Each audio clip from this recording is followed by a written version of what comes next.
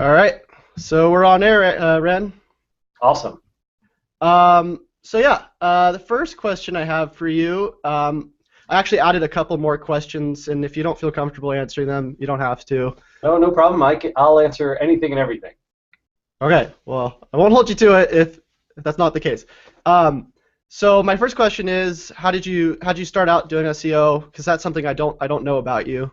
Yeah, sure. So I started actually in web design and development back in the late 90s. I was doing that a little bit through high school and then into college. I dropped out of college in 2001 to start working with my mom, Jillian, who had a small business marketing consultancy. She was sort of an independent solo entrepreneur and worked with a bunch of businesses in the Seattle area to make like logos and letterheads, business cards, all that kind of stuff.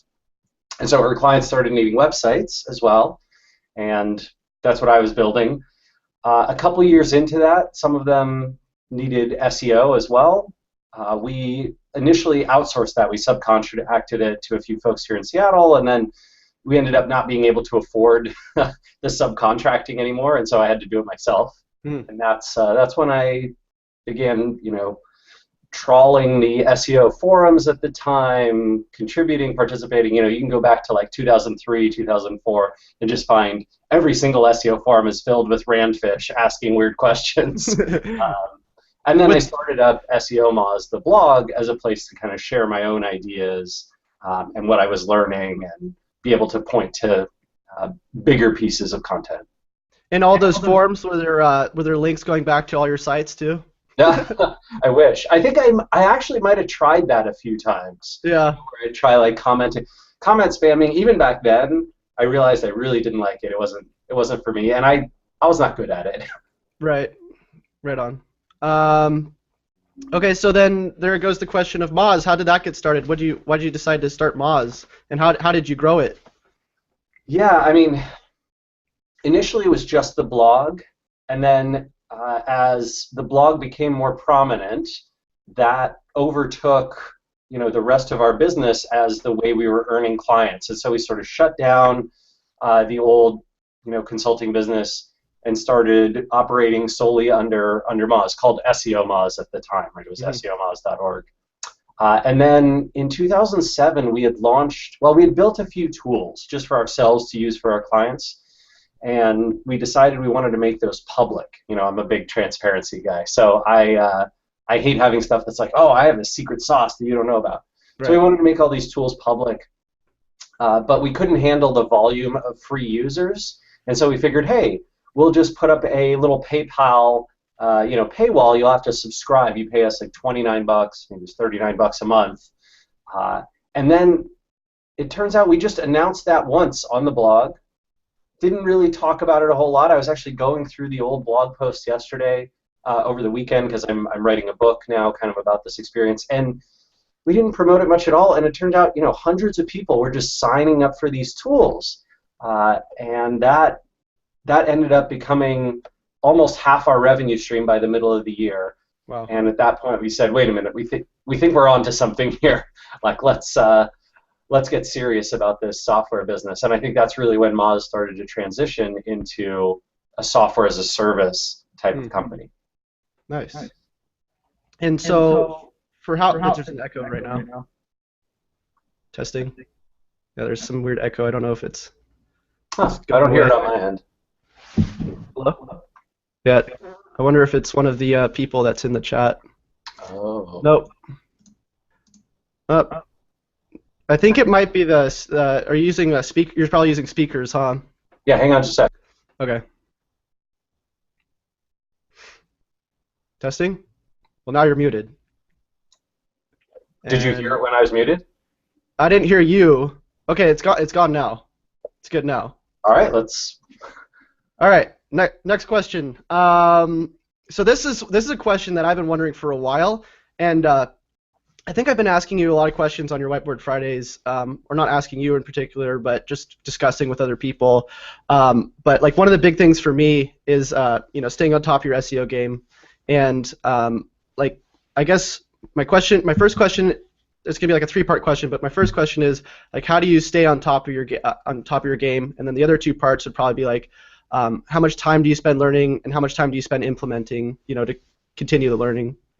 Yeah. So for me, it's I'm in a very lucky position. I think early on, I had to spend a tremendous amount of time learning SEO and getting up to speed. But then once you sort of achieve prominence in the SEO blogging world, the nice thing is that I probably have 10 emails every day that are not just asking me questions, but furthering my knowledge, right? They're sharing, hey, I discovered this. Hey, Rand, we saw this weird thing with this website. I just got an email. Actually, it was a Google Plus notification last week from a research team in Germany that had done a bunch of amazing research into pagination styles and formats, stuff that I've never dug into, internal linking pagination and how that affects indexation on very large enterprise-sized sites. But they had done this phenomenal piece. When I found it, I actually asked if I could share it around because I thought it was so good. But it's stuff like that, right? I sort of get kept up to speed automatically just by reading, my feeds and my email and helping folks out. I probably am helping, 5 to 10 folks every day, either through Moz Q&A or through my personal email.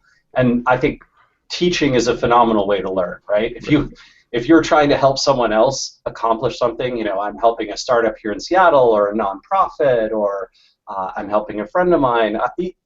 Sometimes if Geraldine, my wife, lets me, I even help her with her travel blog. Nice. And all of those things are points where I'm teaching, I'm helping with the implementation, but I'm also learning at the same time. Okay.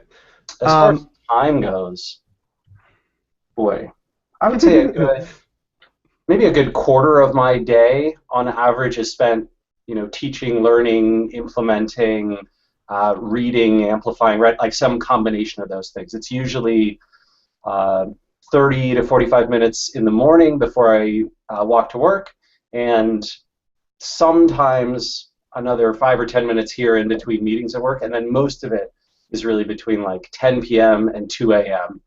When I have like that quiet downtime. So, like you were saying earlier, you're kind of in the ideal position.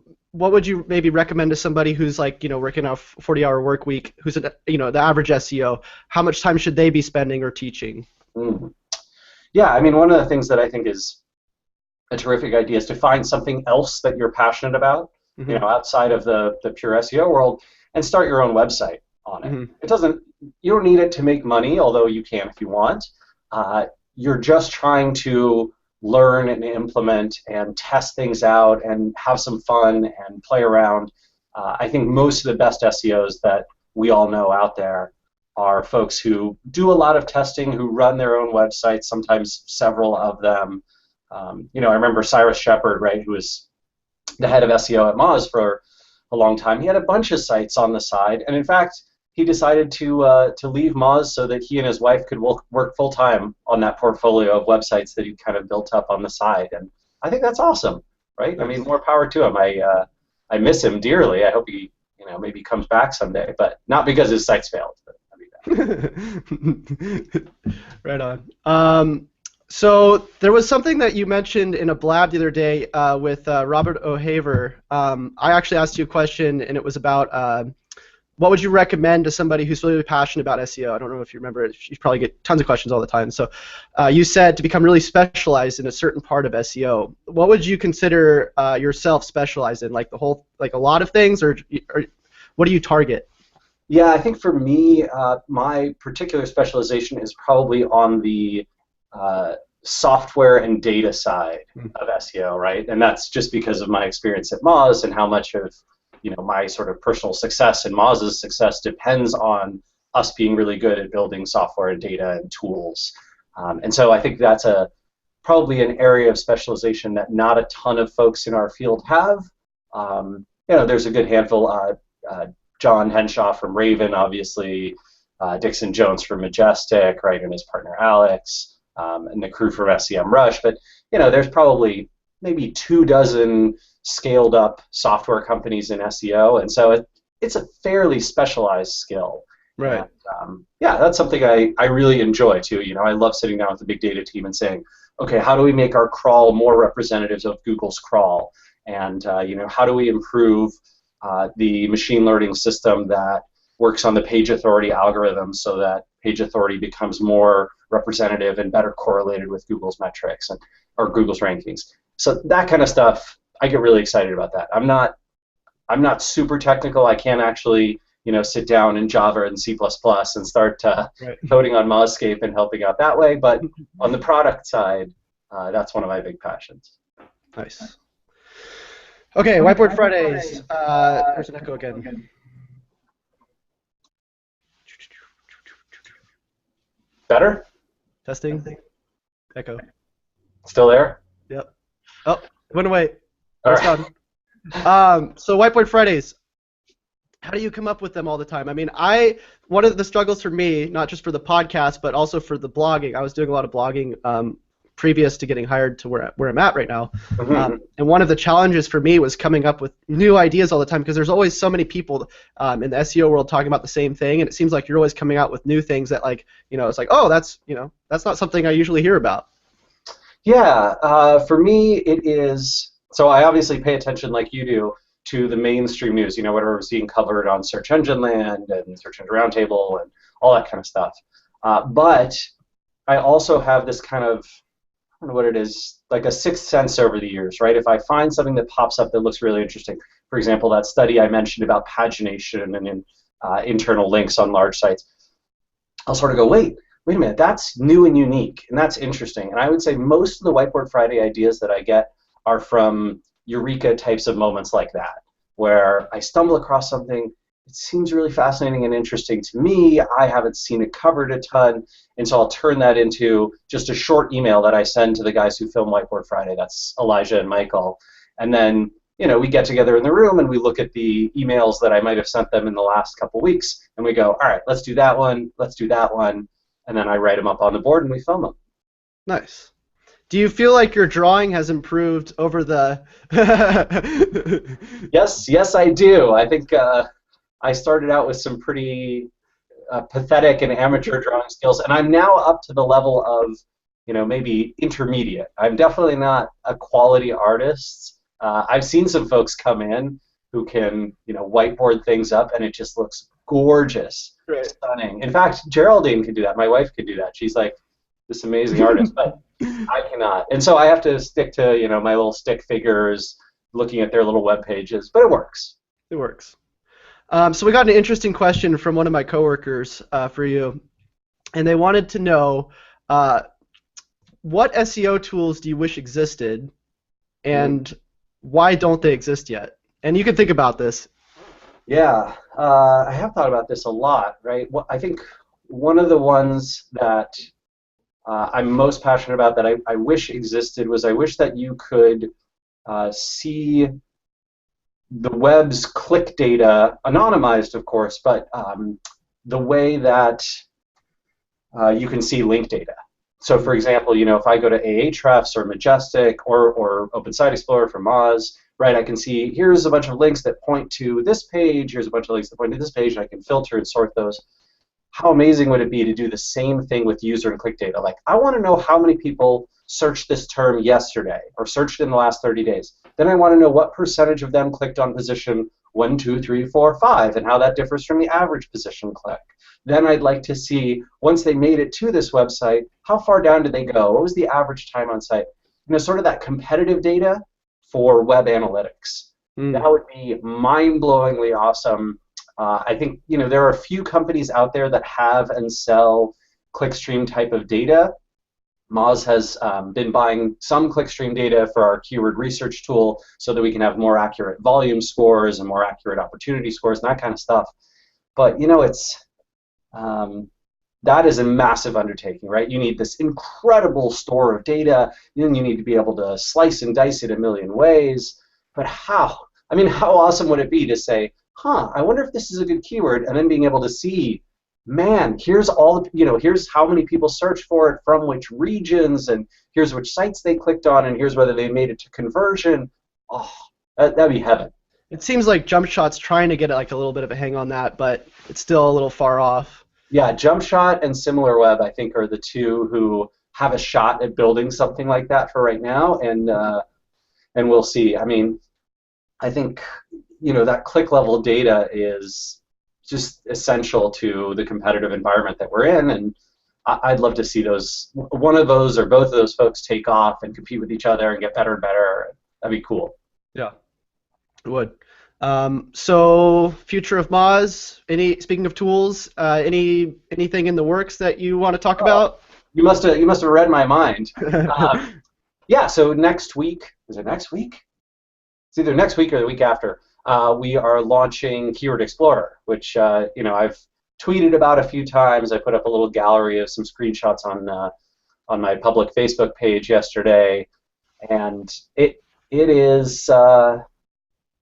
I think it's going to be good when it launches, and I think within a few months of launch, thanks to lots of feedback and input, it's going to be great. The exciting thing is I've been working with this small team of engineers and designers for the last almost exactly 12 months on this project, and it's awesome because they've got sort of the next 6 months just sitting there waiting for people to say, I also want this, I also want that, I wish it would do this. Mm-hmm. And the data back end of it is pretty incredible. Russ Jones, who was formerly at Veranti, and he has been instrumental. He and Dr. Pete both have been instrumental in creating these high quality metrics that you just can't get anywhere else. I mentioned the clickstream data, which means that you can get a true estimate of click-through rate opportunity on any given search result, depending on the features that Google's put in there. You can get much more accurate volume scores. They're bigger ranges, but 95% of the time, the true volume falls within those, as opposed to the weird numbers that AdWords spits back that are just bizarre sometimes. So I'm pretty psyched about that. I think it's going to be an interesting one for sure. I haven't launched a product where I got to work with the product team since probably the very early years of my CEO tenure. So it's kind of fun to get back in the weeds and get to do that kind of work again. Cool. All right, Randall, I think my last question is, do you have any mentors, and where do you learn most of your stuff from, other than your emails? Well, I will say, so one of my greatest mentors in the last few years have been my investors. Initially, we were totally amateur hour when we started SEO Moz and started doing software stuff. And when Michelle Goldberg from Ignition came in, she was just phenomenal. She has this cool, calm, very sophisticated but very empathetic way of sharing information with us, telling us kind of, okay, here's how we want to structure this, and here's how we can maximize this. Here's people you should talk to learn more about churn and about lifetime value and about all the SaaS metrics, and here's people you can talk to learn more about credit card processing, and just a lot of sophistication advancement. And then that happened again with Brad Feld from Foundry Group, who's been phenomenal. Another big mentor of mine is Dharmesh Shah from HubSpot. In 2007, when we were thinking about raising money, he reached out via email. We had a couple long phone calls, and then he's been, I don't know, just it feels like a brother to me ever since, right? He just sort of sends along information and is like, oh yeah, you should do this, you should try that, this would be good for you. I don't know what I did to deserve such awesome people in my life, but it's been pretty amazing. Well, it's probably because you attract like personalities, right? Well, I hope so. I mean, I hope I've helped someone as much as Dharmesh has helped me. You've definitely helped me a lot, so. Oh, I'm thrilled to hear it. That's great. Well, that's pretty much all I got, Rand. Awesome. Well, thank you for having me, man. That was really fun. Yeah, I really appreciate you coming on here, man. Yeah, you bet. All right, take care of yourself. All right, you too, man.